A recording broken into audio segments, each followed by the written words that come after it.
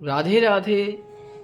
जैसा कि भगवत गीता का 18वें अध्याय के 18.55 में स्पष्ट कहा गया है, भक्त्यां मामभिजानाति यान्यस्त्रमि तत्वतः ततो माम तत्वतो ज्ञात्वा विशते तदंतरम। केवल भक्तिमय सेवा के द्वारा मुझे यथारूप अर्थात पूर्ण पुरुषोत्तम भगवान के रूप में जाना जा सकता है। और जब ऐसी भक्ति से कोई व्यक्ति मेरी चेतना से ओतप्रोत हो जाता है, तब वह भगवान के धाम में प्रवेश कर सकता है। इसलिए ज्ञान प्राप्त करने के लिए आपको अलग से प्रयास करने की आवश्यकता नहीं है। जैसा कि भगवत गीता के इस श्लोक में कहा गया है, जनयात्याशु वैराग्यं ज्ञान च यद हेतुकम।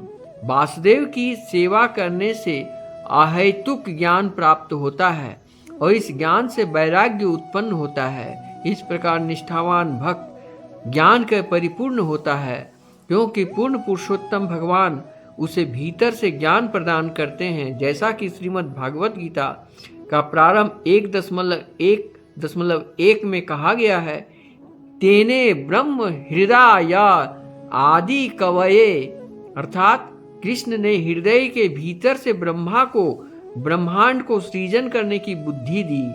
इसी तरह वे आपको भी बुद्धि देंगे यदि आप उनके निष्ठावान सेवक बन सकते हैं। जो ही आपको यह ज्ञान प्राप्त हो जाएगा, त्यों ही आप में स्वाभाविक रूप से भौतिक इंद्रिय सुख का पीछा करने में अरुचि उत्पन्न होगी।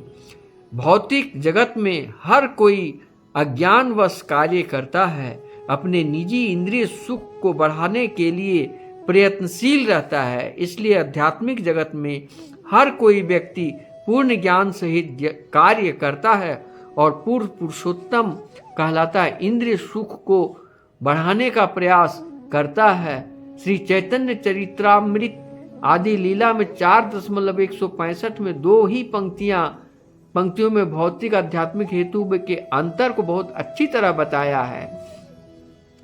आत्मेन्द्रिय प्रीति वंक्षा तारे बलि काम, कृष्णेन्द्रिय प्रीति इच्छा धरे प्रेम नाम।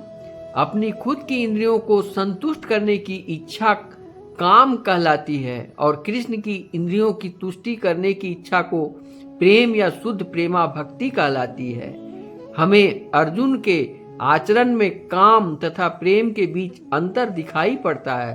पहले तो वो अपने इंद्रियों को तुष्ट करना चाहता था, हे कृष्ण, मैं संभवतः अपने चचेरे भाइयों को, अपने पितामह या अपने गुरु द्रोणाचार्य का वध नहीं कर सकता। किंतु जब कृष्ण ने अर्जुन को श्रीमद् भागवत गीता का उपदेश दे दिया और उससे पूछा कि अब तुम्हारा क्या निर्णय है, तो उन्होंने अर्जुन ने उत्तर दिया, नाष्टो मोहम स्मृति लब्धा तत्व प्रसादात्मया याच्युतम स्थितो अस्मि गत संदेह करिष्ये वचनं तव। हे प्रिय श्री कृष्ण, आपकी कृपा से मेरा सारा मोह नष्ट हो गया और मैंने अपनी मूल कृष्ण भावना पुनः प्राप्त कर ली है। और उसने निष्काम क्रिया क्या निकला, उससे निष्कर्ष क्या निकला, मेरे कर्तव्य आपको तुष्ट करना है, अपनी इंद्रियों को नहीं।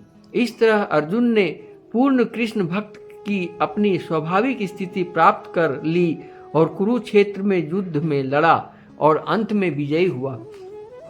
इस प्रकार हमारे हृदय रूपी शरीर के अंदर जो हृदय है, वहां भी युद्ध चल रहा है, असत्य और सत्य में, पाप और धर्म में।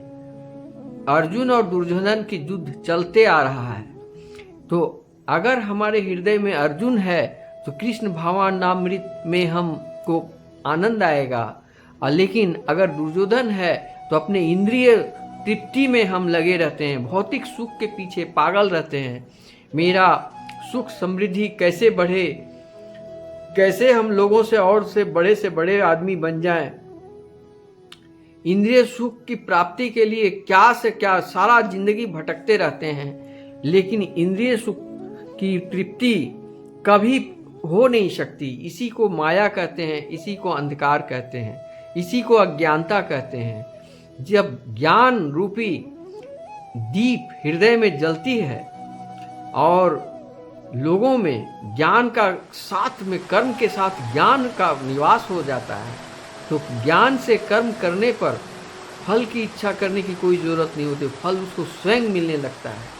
और वो किसी भी चीज़ में, चाहे वो खेल के मैदान हो या एग्जामिनेशन हो या कोई नौकरी के लिए इंटरव्यू हो या कोई भी प्रतियोगिता में वो लड़ाई के लिए जब वो आगे बढ़ता है तो उसकी जीत निश्चित हो जाती है। लेकिन हारने का कारण क्या है? जब हृदय में इंद्रिय तृप्ति में इतना डूबा हुआ है, जो उसमें वो अध्ययन करने का जो समय होता है वो गंवा चुका होता है और शुद्ध ज्ञान प्राप्त के जगह अज्ञानता में रह जाता है और भटकता रह जाता है। बहुत सारा डाउट उसके मन में रह जाता है। डाउट का मतलब ढुलमुल नीति, क्या जानी होगा कि नहीं होगा, होगा कि नहीं होगा, जो अभी करना है सो कल करेंगे, परसों करेंगे, इस तरह आलस्य उसके मन में आते रहता है और वो हर एक बार सफलता के करीब पहुंचते पहुंचते भी हार जाता है। यही गीता का मूल उद्देश्य है कि अपने हृदय रूपी जो आत्मा है उस आत्मा को परमात्मा में कैसे लगाएं, भक्ति मार्ग में कैसे आएं, इसके लिए क्या करना है। इसका पहला सीढ़ी है दया, दूसरा सीढ़ी है सत्य, तीसरा सीढ़ी है भक्ति, चौथा सीढ़ी है शुद्धि। इस प्रकार से आत्म शुद्धि करने के बाद भगवत गीता, भगवत ज्ञान, और ये जो दो प्रकार के होते हैं भगवत गीता, एक किताबों के द्वारा पाया जाता है, एक गुरुओं के माध्यम से जाना जा सकता है। जिस तरह की कथा, भागवत कथा का श्रवण, चिंतन और मनन करने से जो ज्ञान होता है वो परम ज्ञान होता है। गीता हर एक घर में है, हर एक व्यक्ति गीता तो खरीद लेता है, लेकिन क्या वो पढ़ता है? पढ़ नहीं पाता। यदि पढ़ता भी है तो समझ नहीं पाता है, समझ भी लेता है तो उस पर वो बिल्कुल अनजान रहता है और इतने सारे श्लोक, इतने सारे अध्याय उसको भ्रमित हो जाता है। इसलिए सबसे अच्छी बात है कि वो भागवत कथा का श्रवण करे, किसी योग्य वक्ता के अनुसार, जो योग्य वक्ता जब वो बताते हैं, दृष्टांत दे देकर समझाते हैं, तो भली भांति कोई भी मूर्ख व्यक्ति ज्ञान प्राप्त कर सकता है और समस्त मानसिक तनाव का नष्ट हो सकता है। कैसे? मानसिक तनाव का मूल कारण क्या है? माया। माया में इतना न डूब गया है कि वो इच्छाओं की तृप्त करने में अपूर्ण इंद्रियां उसे बार बार मन को धिक्कारते रहती है। वो लालसा का अंत नहीं है और समस्त पापों का जड़ लोभ होता है।